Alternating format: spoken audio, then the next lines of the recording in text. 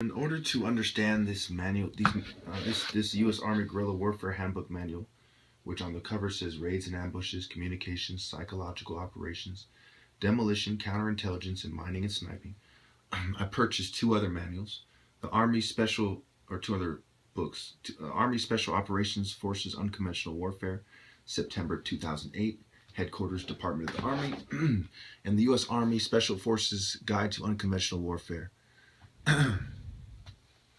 Now, keep in mind the whole time that there are a bunch of sissies, bisexuals, racists, and feminists who are ultimately setting the political, social, religious, and economic agendas for the nation, using the military to enforce it.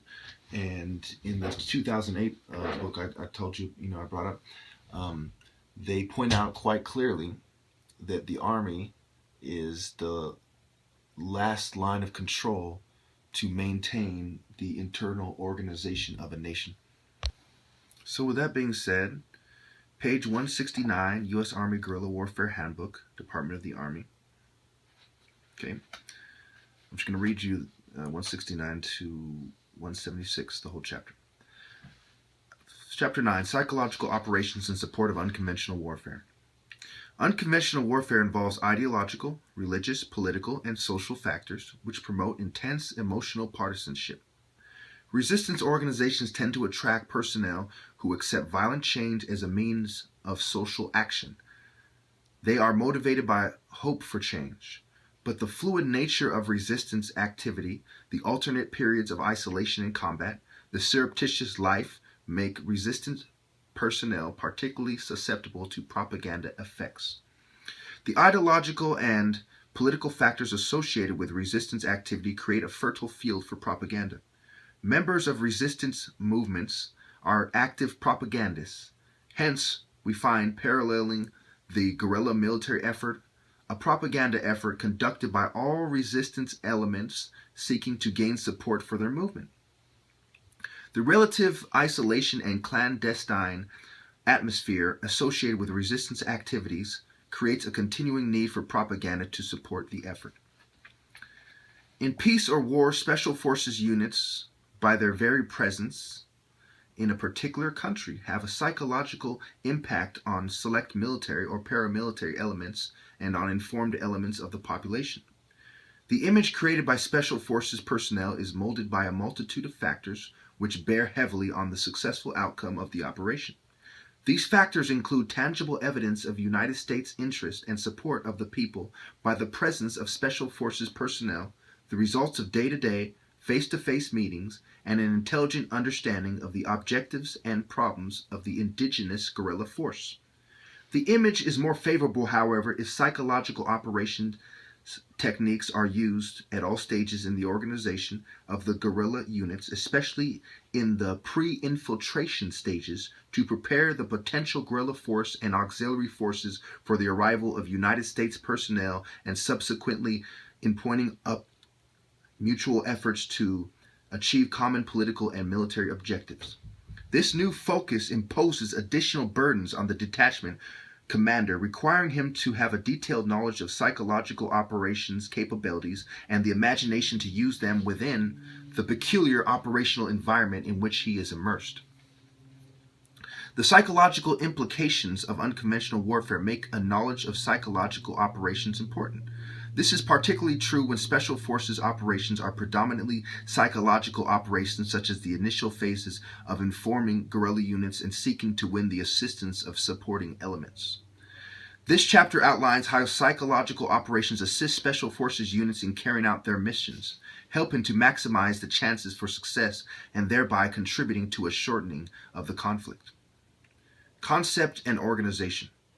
Planned psychological operations assist in the conduct of unconventional warfare operations both before and during hostilities and through those Cold War activities in which the United States Army may be engaged.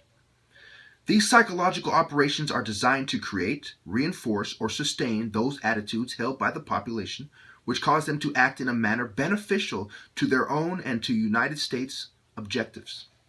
A. National programs.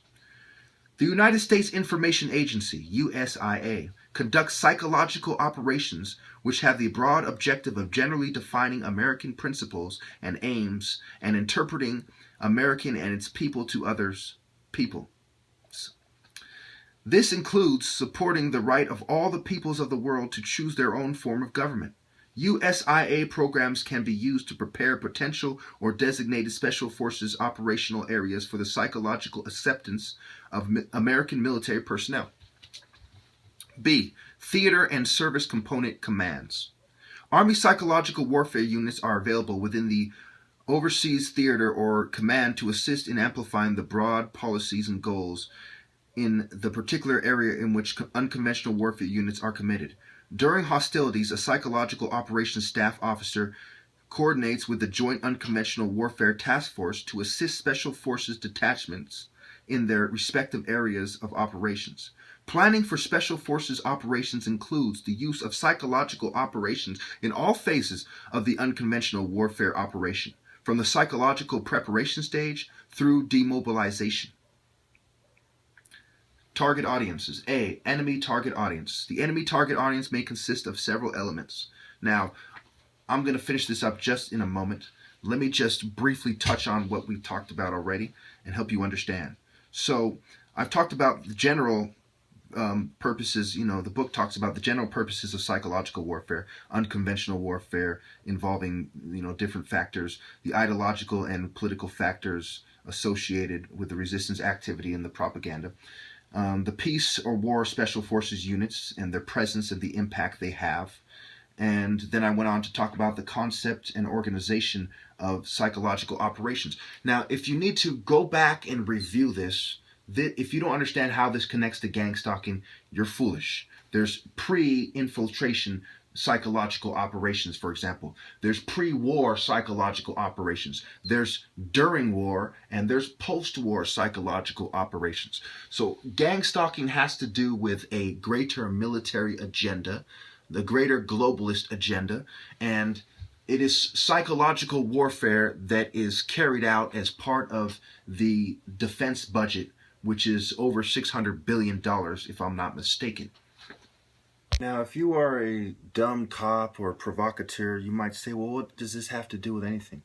This establishes firmly the way the power structure thinks, and that the army, the military, is an active component of maintaining the order or organization, as they put it, of a nation.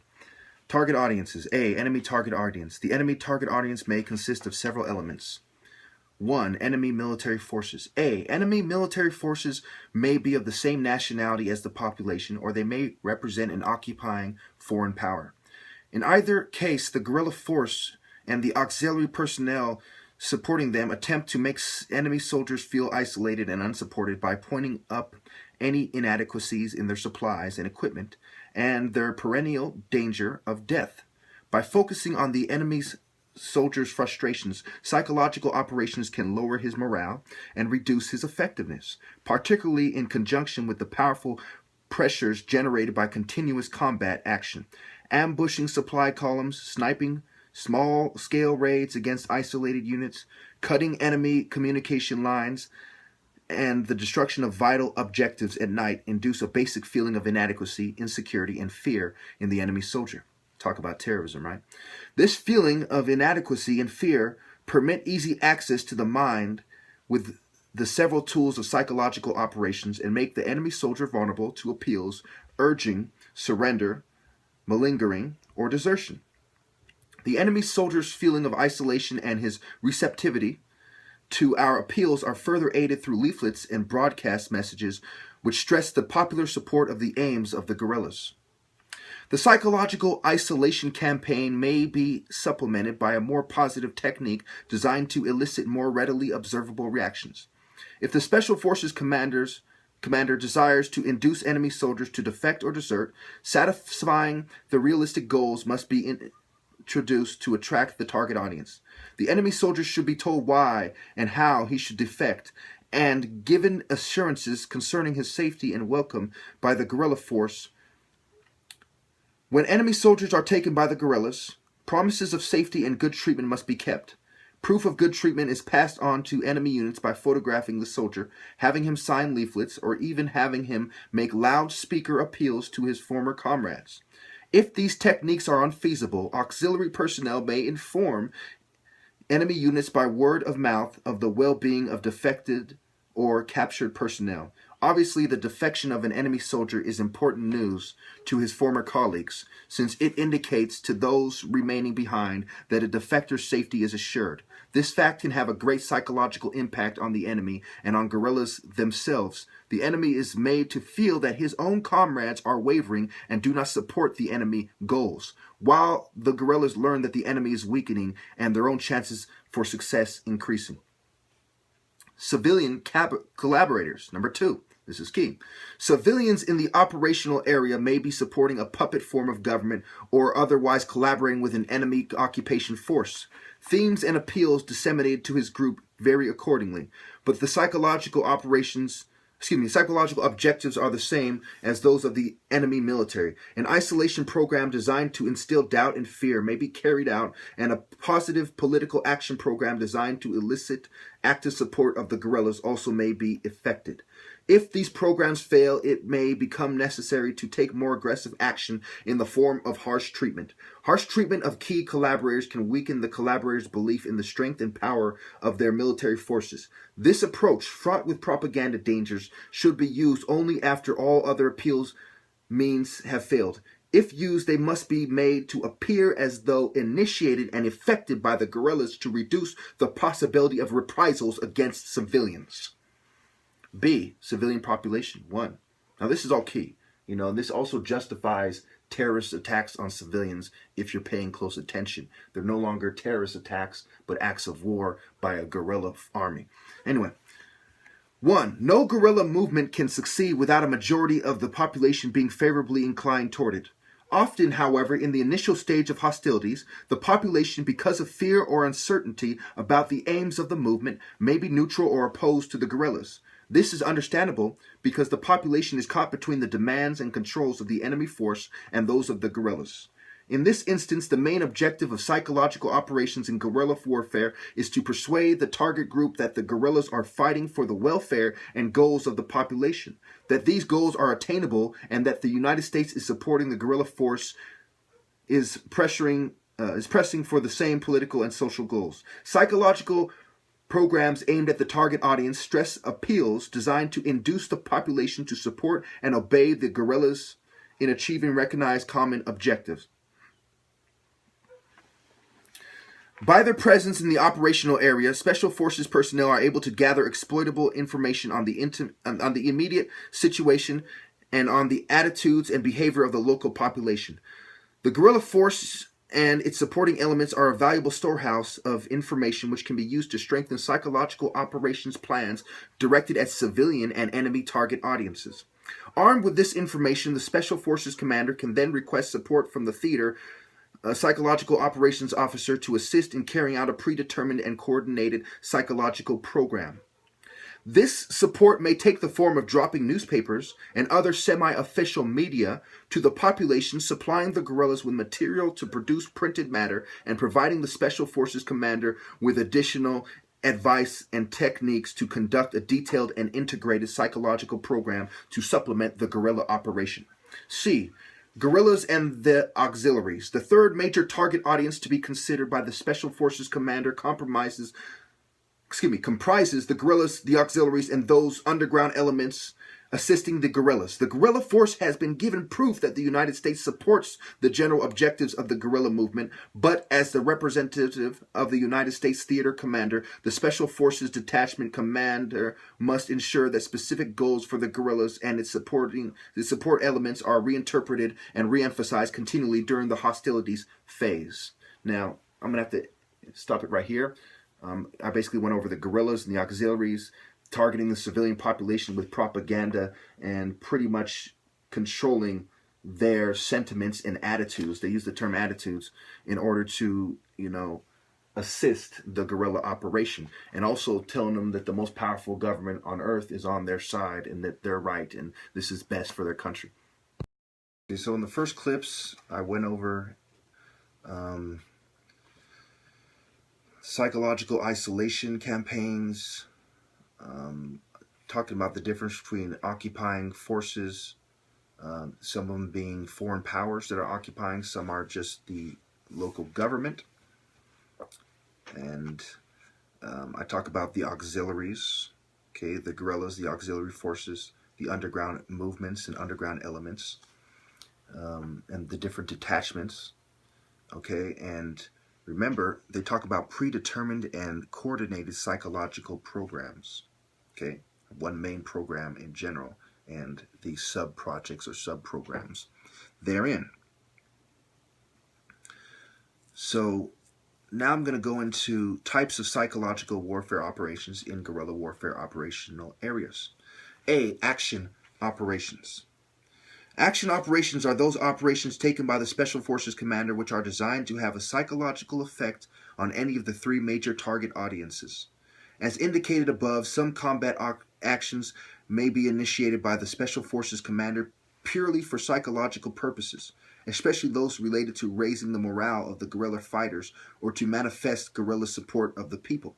The purpose of these actions is to reinforce belief in the strength of the guerrilla force and in the rightness of their goals. These beliefs, when held by the population, open up sources of food and information required for the survival of the guerrilla force. Enemy credence in the strength of the guerrilla force tends to lower his morale and weaken the efficiency of his operations. Examples of actions initiated primarily for psychological reasons that can be taken by the Special Forces commander are: 1. Assisting the civilian population by distributing and administering medical supplies. 2. The rescue and evacuation of key civilians supporting the guerrilla cause.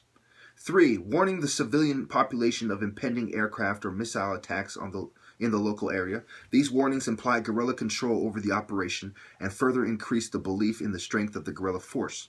4. When area supremacy is achieved, encouraging and assisting the civilian population to resume their normal activities.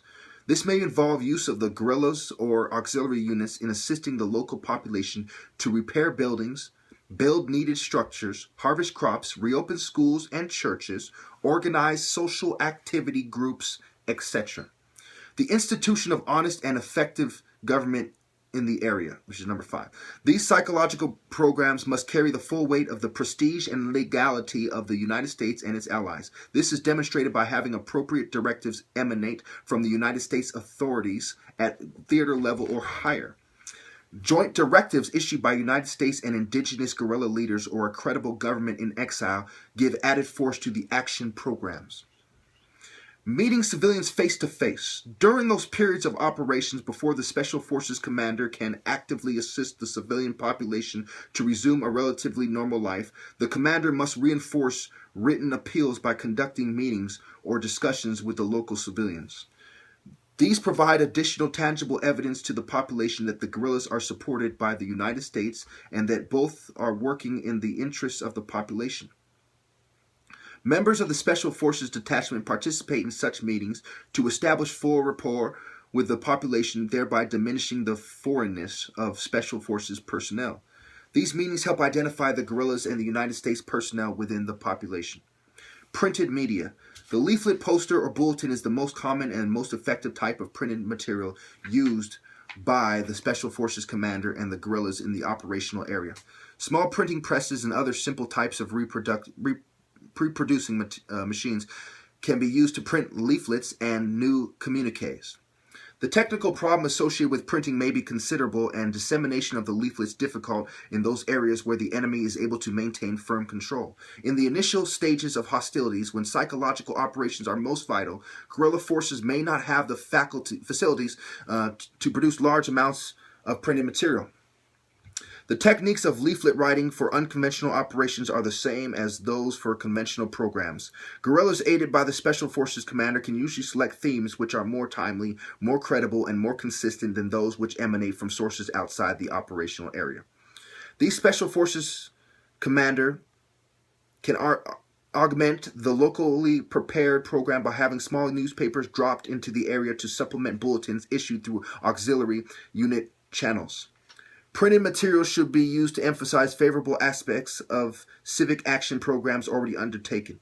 War aims should be publicized as aspects of permanent national aims and policies and disseminated as official-looking leaflets. Leaflets carrying the official text of joint communiques signed by the theater commander and known resistance leaders should be official and formal in appearance when issued to the target audience. They talk about the theater of war, the theater commander. Okay, talk about, there's a lot of attention paid to the media, to attitudes, to reassuring the population. And it's the same here when you look at the war effort. Propaganda and psychological operations are part of the war effort. So when somebody says that America is the biggest terrorist of all, and they're an American in America, it is taken away from the war effort, not just with American drone strikes and troops, but with the American allies on the ground and their auxiliaries in Syria and Iraq, for instance. C. Rumor. Rumor can be an effective propaganda device, especially when employed to disseminate black propaganda. The Special Forces commander, using guerrillas and auxiliary information channels, can initiate rumor campaigns in the operational area if the situation calls for them.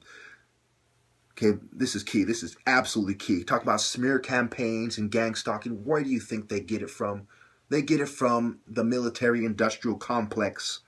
Okay, and the psychologists that work in the psychological operations units and the propaganda units. Anyway, themes that the Special Forces commander will be reluctant to sanction as official information can be spread through the medium of rumor. Although rumors are difficult to control and the target audience never specifically isolated, this medium does have the advantage of being virtually impossible to trace. Since this device is also exploitable by the enemy, rumors which are detrimental to the guerrilla force should be countered by leaflet or face-to-face meetings with selected members of the civilian population. Absolutely, this idea is applied domestically all the time to maintain internal organization and the philosophies of this satanic nation. By the time you're done with this, if you don't realize that the military is the enemy, you weren't paying attention. Unless, of course, you're a Satanist and you agree with human trafficking, pedophiles, and you side with the biggest terrorist nation on the planet, and you don't care that America sides with Israel and abuses Palestinians, and worse, and you agree that 65 million preventable deaths is okay, just like the eugenicists such as Cass Sunstein, Bill Gates, Rockefeller, Kissinger, and all these lowly dogs. Anyway, 152, psychological operations to support demobilization. Psychological operations are used to assist in the demobilization of a guerrilla force. They consist of programs using all media to explain to the guerrilla steps to be taken in the demobilization process.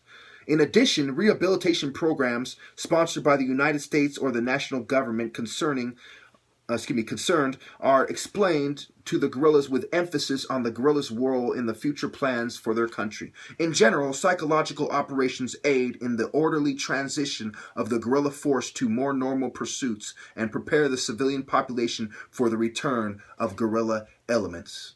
So, just to go over this once again, I talked about general warfare, okay, and social action, okay, and how guerrillas are soldiers who believe in violent change as a mean of social action. Okay, when the Americans are trying to overthrow a government abroad, they put an emphasis on violent change as a means of social action. Okay, and then they turn around and talk about non-violent protests in their own country in order to maintain the internal organization of a nation. They know there's no way that nonviolence is going to change this controlled, opposition fucking dwelling nation of heathens. Anyway, I talk about the ideological and political factors and the isolation and clandestine atmosphere associated with resistance activities. And obviously, secret societies are also called clandestine and surreptitious groups, and those words are used here. Clandestine groups do clandestine activities. Secret societies and the intelligence community are one and the same. One day you will grow up to realize that. In peace or war, special forces units, by their very presence in a particular country, have a psychological impact. And I talk about how they're concerned with that impact and controlling the impact that it has and trying to make it a positive impact when they side with the guerrilla force. I talk about the concept and the organization. Well, I read it from the book, and they talk about it. The national programs, theater and service component commands. I talk about the target audiences. The book mentions the enemy military forces and how to run smear campaigns against them and urge surrender, malingering, or desertion. We look at the corporate America. It's funny how you have products in manufacturing facilities that are called defective, and they are discarded. So when you look at an army and they're trying to get these soldiers from the opposing army to defect, it's funny how they use the same words, but they have the same meaning. They talk about the theater of war, the theater commander. And of course, there's the theater and the Greek plays. And a bunch of secret societies are interested in plays and theater and playing dress-up bitch. Anyway, moving on. Talk about isolation. Psychological isolation campaigns is one of the points here. It's B. It starts off by saying the psychological isolation campaign may be supplemented by a more positive technique designed to elicit more readily observable reactions. Talk about civilian collaborators, the civilian population, the guerrillas and the auxiliaries, action operations to reinforce the belief in the strength of the guerrilla force and the rightness of their goals. I mean, if you don't understand how this relates to gang stalking, look. You have been deemed defective. So they are experimenting with different psychological operations, but they also intend to get rid of you because something you think or something you have done is challenging the internal organization of America, which is being upheld by the secret societies here that are allowed to operate because what they are doing is conducive to what the government's agenda is for its citizens, or else they would have been broken down the way the Black Panthers and countless other groups were. The CIA starts cults with the purpose of stigmatizing, anti-government groups and quote-unquote religious fanatics, because these are the very people by the book who challenge governments. That's the only challenge to their power, so they stigmatize them themselves. They infiltrate and they set up these groups so they can stigmatize them. Okay? So they can, and that's what Masonry says flat out. It says that Masonry is waging a war against fanaticism, which is really being devout. And I've shown you time and time again how these people say that Muhammad, for example, was schizophrenic and he is affecting his followers psychologically and leading them to bad mental health, by doing what he did. Okay? And it's the same thing that they're working their way to say the same thing about Jesus. That Jesus was either didn't exist or he was mentally ill, and he's convinced, billions of Christians all over the world to, have a negative stance on homosexuality, depending on how you look at it, to, oppress women by expecting them to be stay-at-home mothers, to reinforce a patriarchy that oppresses women, to go against abortion, and so on and so forth. See, when you truly look at what is going on, look, I promise you, if you are a good human being, America is the enemy. The army is the enemy. The military, the intelligence communities, law enforcement, the pathetic education system, mental health, secret society, civilian collaborators, gang collaborators, organized criminal collaborators, controlled political group collaborating pieces of shit, social media sites collaborating filth, and all other scumbags such as stores and businesses that collaborate with these lowly dogs. Fuck corporate America. Fuck deism. Fuck the philosophies of America. Fuck spiritual bottom feeders. God is greater, and if you are not willing to die for God, then you ain't shit.